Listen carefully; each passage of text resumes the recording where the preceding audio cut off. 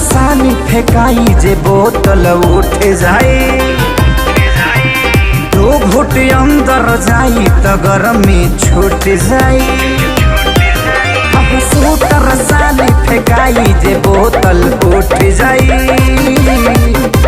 दो घुट अंदर जाई तो गर्मी छूट जाए। हड्डी पसली से भरल पतसली नइखे करे के जतन, तो खोल के पायट के बटन रात भर खाइल जाई मटन। खोल के पायट के बटन रात भर खाइल जाई मटन।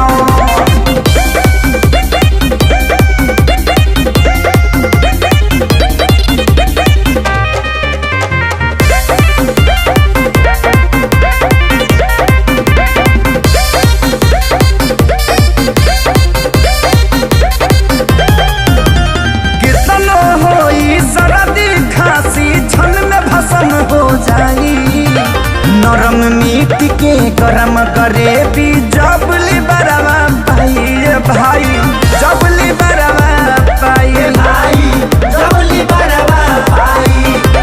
कितनो होई सर्दी खांसी छन में भसन हो जाई, नरम मीट के गरम करे भी जबली बरवा पाई भाई, जबली बरवा पाई।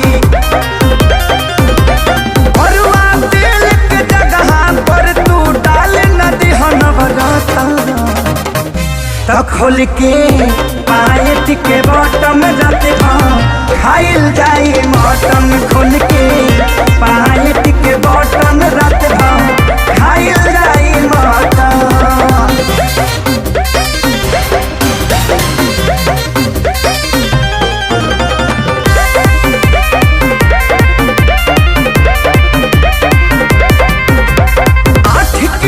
के बकरा बाटे मटन पाया फजा, 4 किलो तो खींच ली है श्याम देहाती आजाद।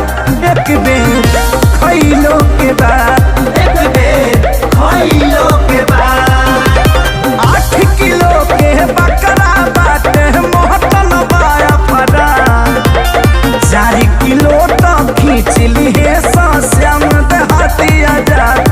एक बेर खइलो के बाद, एक बेर खइलो के बाद, खाई भी बेकला दम भर मांसो खेसारी बिछा के खइहे कटन।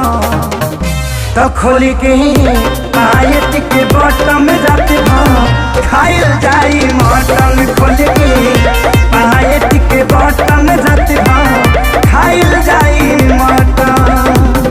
पैंट खुला तले के मुंह से खाई के बाबू। विकास भैया लील गए लेग पीस।